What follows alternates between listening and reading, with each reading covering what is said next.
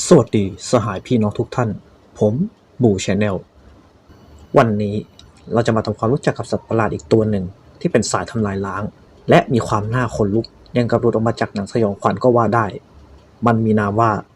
ไททานัสอัมฮูลุกเป็นไททันที่ถูกพูดถึงครั้งแรกในภาพยนตร์ Godzilla King of the Monsters ปี 2019 และได้ปรากฏตัวจริงครั้งแรกในรูปแบบกราฟิกโนเวล Godzilla Dominion ของ Legendary ในปี 2021 ในคอมิก Godzilla Aftershock ชื่อของอัมฮูลุกปรากฏขึ้นแบบจางๆบนแผนที่โลกภายใน Monarch Outpost ที่ 14 เหมือนเป็นการบอกใบ้ถึงการมีอยู่ของมันเป็นไกลๆในภาพยนตร์ Godzilla King of the Monsters อัมฮูลุกเป็นหนึ่งในไททันที่ถูกปลุกขึ้นมาจากการหลับไหลด้วยเสียงเรียกของคิงกิโดล่าหลังจากนั้นมันก็หลบหนีออกจากโมนาร์ เอาโพสที่ 66 ที่ตั้งอยู่บริเวณเสาหิน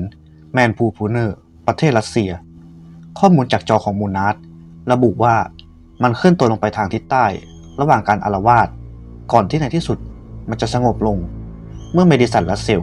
เปิดใช้งานเครื่องออก้าที่สนามกีฬาแฟนเวย์พาร์คนั่นเองในคอมิก Godzilla Dominion เหตุการณ์สำคัญของอัมฮูลุกเกิดขึ้นในป่าฝนอเมซอน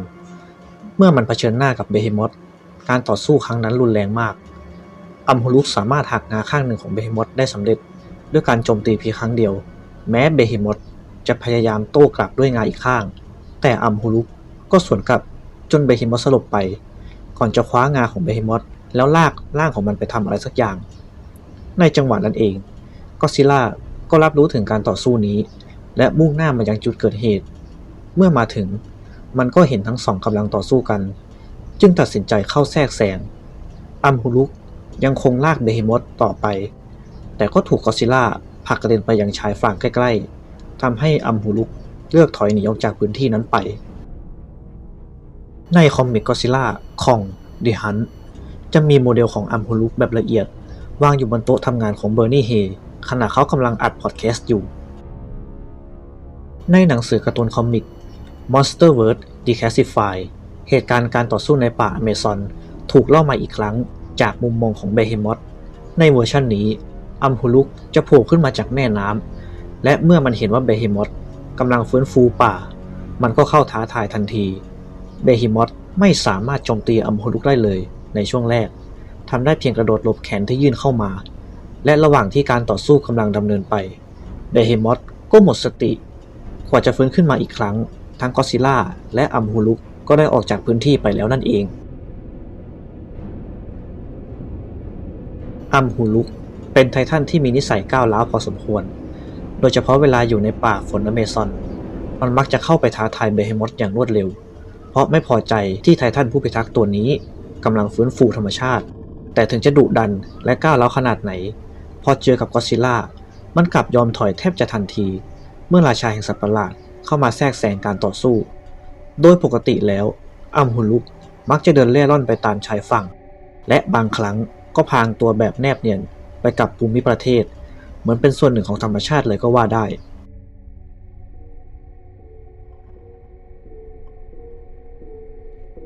ตามที่ดรูจอห์นสันศิลปินผู้วาดคอมิก Godzilla Dominion กล่าวไว้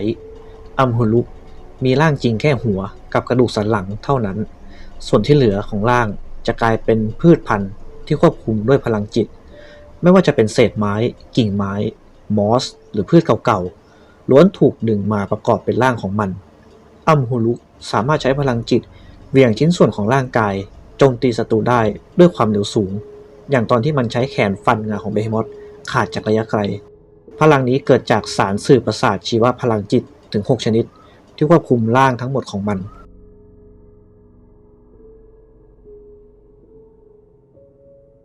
แม้จะดูเหมือนกองพืชรวมร่างแต่พละกำลังของอัมฮูลุกกลับโหดมากมันสามารถหักงาของเบเฮมอธได้ด้วยการโจมตีเพียงครั้งเดียวและล้มมันลงด้วยหมัดเดียวแถมยังลากร่างหนักถึง 90,000 ตันของเบเฮมอธไปตามแม่น้ำอเมซอนได้แบบไม่ยากเย็น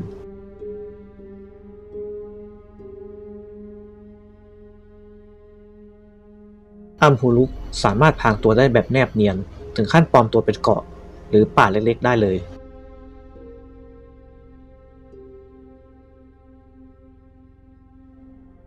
มันมีความสามารถในการปล่อยสารพิษลงสู่แม่น้ำและเส้นทางที่อัมโฮลุกเดินทางไปในสายตาของอารยธรรมโบราณมันถูกมองว่าเป็นปีศาจแห่งโรคระบาดขณะที่โมนาร์คอธิบายว่าอัมโฮลุกเป็นเหมือนแหล่งกำเนิดเชื้อโรคทางชีวภาพ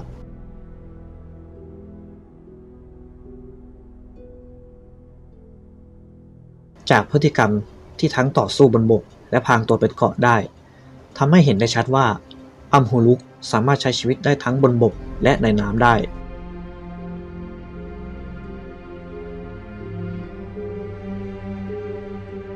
ดริล เอ็ดเวิร์ด จอห์นสันศิลปินของ Godzilla Dominion เคยจินตนาการว่าอัมโฮลุกสามารถใช้หนวดของตัวเองจับศัตรูแล้วปล่อยพลังจิตโจมตีที่สมองได้โดยตรง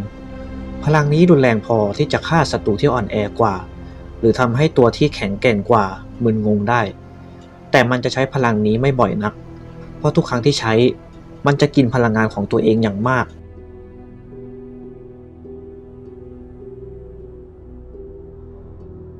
ความสามารถในการปรับตัว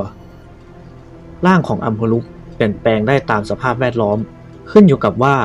บริเวณนั้นมีพืชแบบไหนมันก็สามารถสร้างร่างในรูปแบบต่างๆได้บางรูปแบบถึงขั้นสามารถบินได้ด้วยซ้ำ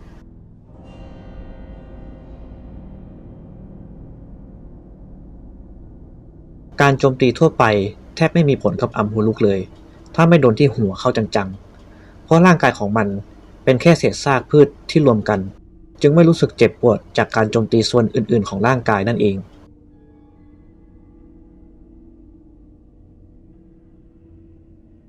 จุดอ่อนหลักของอัมโฮลุกคือการพึ่งพาสารสื่อประสาทชีวพลังจิตในการควบคุมร่างทำให้มันอ่อนแอต่อคลื่นความถี่อัลฟาบางชนิดมีการแนะนำแบบขำๆจากตัวละครริก สแตนตันว่าให้เปิดเพลง Your Rally Got Me เวอร์ชันแวนฮาเลนผ่านลำโพงของออสเพรย์เพื่อรบกวนมัน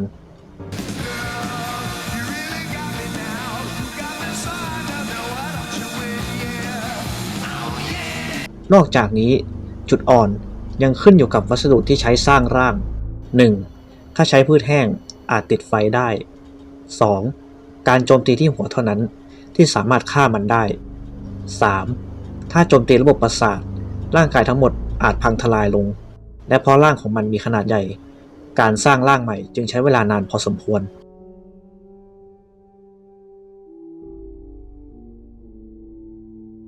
ชื่ออัมโฮลุก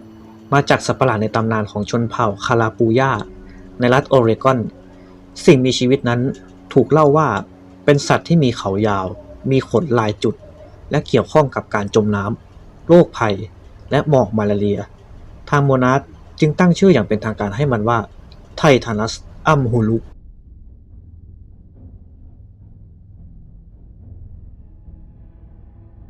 ดริล เอ็ดเวิร์ด จอห์นสันศิลปินของ Godzilla Dominion เคยจินตนาการว่าอัมโฮลุกในเวอร์ชันแรกจะเป็นสิ่งมีชีวิตที่ประกอบขึ้นจากปลาไหลยักษ์จำนวนมากที่ยึดติดกันด้วยหนวดชีวภาพแต่สุดท้ายไอเดียนั้นไม่ได้ถูกนำมาใช้เพราะตัวเขาเองก็มองว่ามันยังไม่เวิร์กพออย่างไรก็ตามไอเดียนี้ไม่ได้หายไปไหนทั้งหมดเพราะมันถูกนำไปใช้ในอีกแบบหนึ่งแทนจอห์นสันแอบใส่ร่างของไททันที่ตายแล้วซึ่งอิงจากดีไซน์ที่ถูกยกเลิกนั้นลงไปในฉากสุสานสิ่งมีชีวิตใต้ทะเลที่ก็อดซิลล่าว่ายผ่านไปเหมือนเป็นการทิ้งร่องรอยของไอเดียเก่าไว้แบบเงียบๆใต้มหาสมุทรนั่นเอง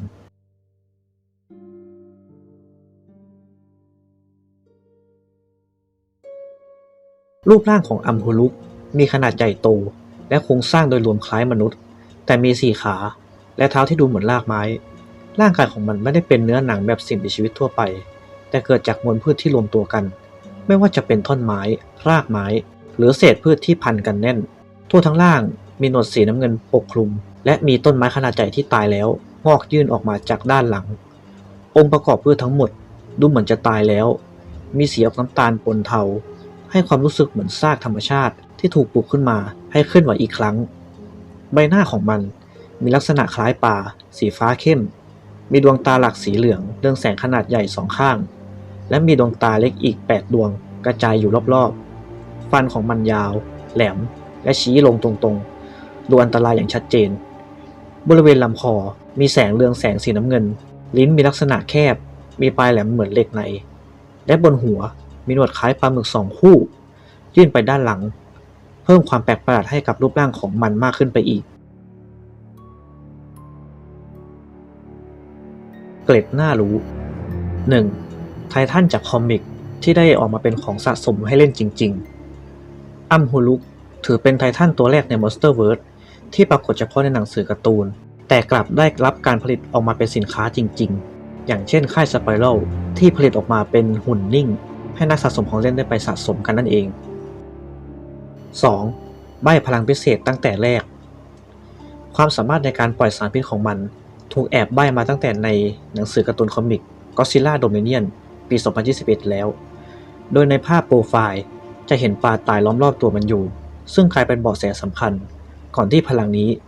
จะถูกเปิดเผยอย่างเป็นทางการในปี 2023 นั่นเอง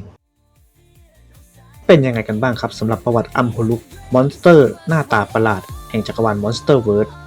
ก็ห่างหายกันไปนานพอสมควรนะครับเนื่องจากผมติดทำทีสิทธิ์จบพอทำทีสิทธิ์จบเสร็จแล้วก็ไปทำงานอีก5 เดือนซึ่งก็มีเรื่องที่ดีแล้วก็ไม่ดีปะปนไปบ้างเล็กน้อยและช่วงนี้ผมก็กำลังว่างงานอยู่ผมเลยคิดว่าถ้าช่วงว่างๆนี้ก็คงนั่งทำคลิปไปเรื่อยๆจนกว่าจะหางานใหม่ได้ยังไงก็ฝากเป็นกำลังใจด้วยการกดไลค์กด Subscribe ให้ผมด้วยนะครับเพื่อเป็นกำลังใจให้ผมได้ทำคลิปต่อไปเพราะว่าอีกไม่นานผมคงต้องไปหางานทำครับเพราะว่าผมคงไม่มีเวลามานั่งทำคลิปแบบนี้ตลอดแต่ผมจะทำให้เยอะที่สุดเท่าที่จะทำได้แล้วกันก็ถ้าดูจบกันแล้วอย่าลืมเป็นกำลังใจด้วยการกดไลค์กด Subscribe เพื่อเป็นกำลังใจให้ผมได้ทำคลิปต่อๆไปนะครับ